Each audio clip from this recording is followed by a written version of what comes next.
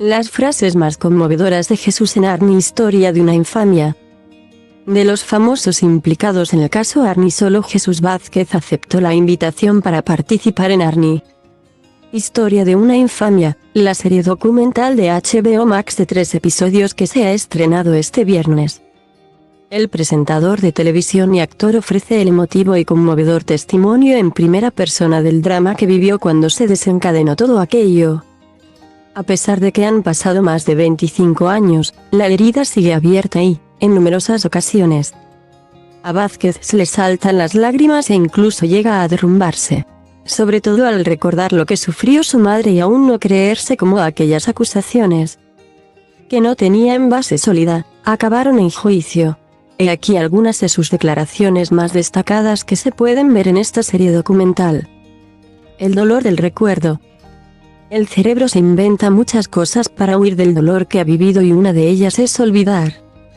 En estos 25 años he hecho un ejercicio por olvidar lo que pasó porque convirtió mi mundo en una pesadilla. Tengo muchas lagunas en mi memoria de esa época, a base de tratamiento psicológico. Los profesionales me han dicho que el ser humano muchas veces en estas situaciones tan traumáticas se tiene un poco de síndrome de estrés postraumático porque me duele mucho todavía recordarlo. A las 9 o 10 de la noche suena el teléfono y mi madre, angustiada y llorando, me dice que un señor de los juzgados de Sevilla dice que debo presentarme la mañana siguiente a las 10 de la mañana porque si no van a dictar una orden de busca y captura contra mí. Llegué a las 9:30 y la jueza se presentó a la 1:30 de la tarde. Esa primera mañana ya fue espeluznante porque estábamos allí sin saber qué pasaba. Sin saber por qué nos habían llamado, sin saber de qué nos acusaban, sin saber nada. A la 1:30 nos hicieron pasar a una sala donde estaba esta señora María Auxiliadora Echavarri, la jueza instructora. La voy a nombrar muchas veces porque quiero que cada persona que vea este documental se le quede ese nombre en la cabeza. Fue cruel conmigo y con mi abogado. Coma Echavarri nos dijo que unos testigos protegidos me acusaban de haber estado en un bar donde se mantenían relaciones sexuales y eran menores de edad. Y yo le dije, con toda mi inocencia, que había un error. No conozco ese bar de Sevilla. Nunca he pagado por mantener relaciones sexuales y nunca he estado con un menor. Y ella me miró con una mirada fría que tienen en la gente que pertenecen a sectas religiosas, que no tienen como alma y están absorbidas por el fanatismo religioso. Creo que ella ya había hecho su juicio de valor.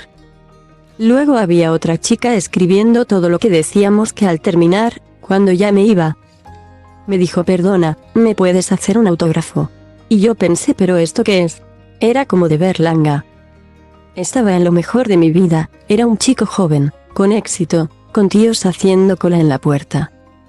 ¿Alguien en su sano juicio se puede creer que yo me iba a ir con unos yonquis desdentados y delincuentes a un garito de Sevilla a pagar por tener relaciones con ellos? Es verdad que no tenían 18 años, pero la mayoría tenían 16 o 17 y llevaban muchos años de calle, consumiendo drogas y con delitos a las espaldas. Para mí, son las otras víctimas. Son chavales de clase social baja, que no han tenido acceso a la educación y han acabado en la calle haciendo lo que pueden para sobrevivir. Comillas.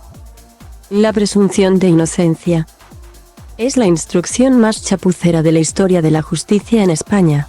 A mí nunca se respetó mi presunción de inocencia. Esa señora, Echavarri, nunca presumió que podía ser inocente. Siempre me trató como culpable. Dolor por la madre. Cada día de la semana salíamos en los periódicos. Siempre había algo que contar. Todo mentira. Barbaridades.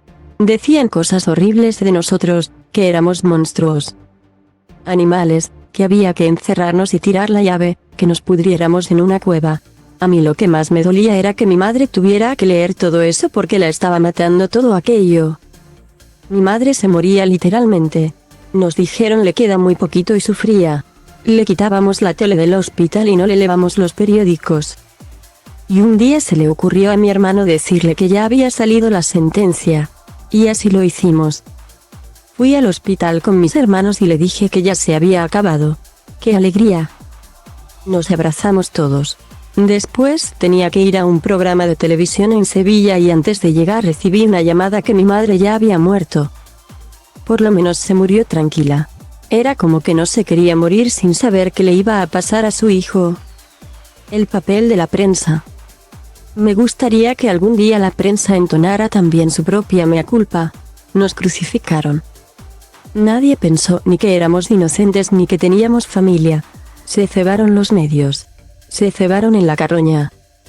Como los periodistas, pagaban dinerales a los chicos. Se volvieron locos. Decían lo que quisieran, a cambio de dinero. En un pueblo de Sevilla tenía el típico bolo y tuve que salir escoltado por el guardia civil porque vinieron unos mozos del pueblo con palos y piedras a la puerta de la discoteca. Me tuve que encerrar en el lavabo.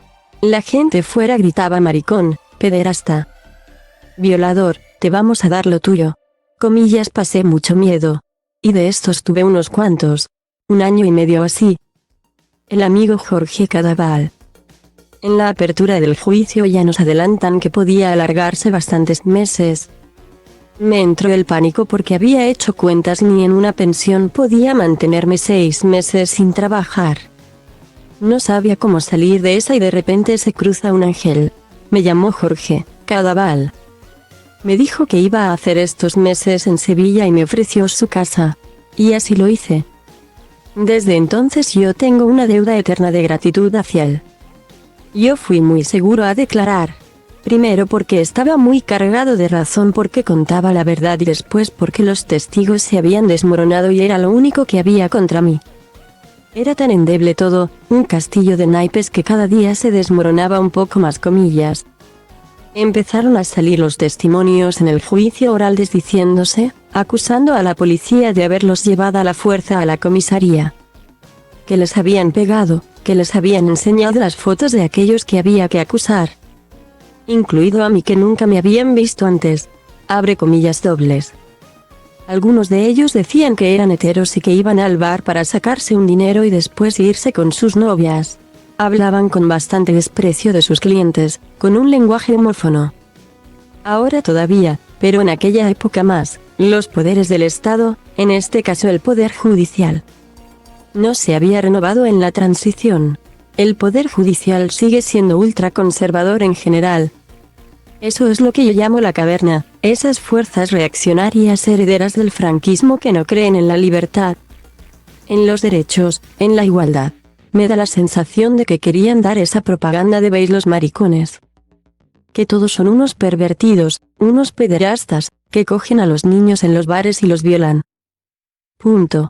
Querían que ese se volviera a extender entre la opinión pública y de hecho es lo que pasó. Como un juez instructor puede no tener ninguna responsabilidad cuando 33 de los 46 acusados eran inocentes, 33 vidas arruinadas, familias destrozadas, más los amigos y los entornos. Cientos de personas inocentes sufriendo porque esta señora, Echavarri, creyó a unos delincuentes. Sin pruebas, sin ninguna base real, solo con el testimonio inducido por la policía de unos cuantos delincuentes. Punto. Pues la respuesta maravillosa si tiene responsabilidad es que no. Ni la tiene ni se la puede pedir ni a ella ni a la justicia en general. Es así. Y los 2 años de sufrimiento y todo el calvario que vivimos y todos los trabajos que perdí. Todo. Pues, lo sentimos, la justicia funciona así.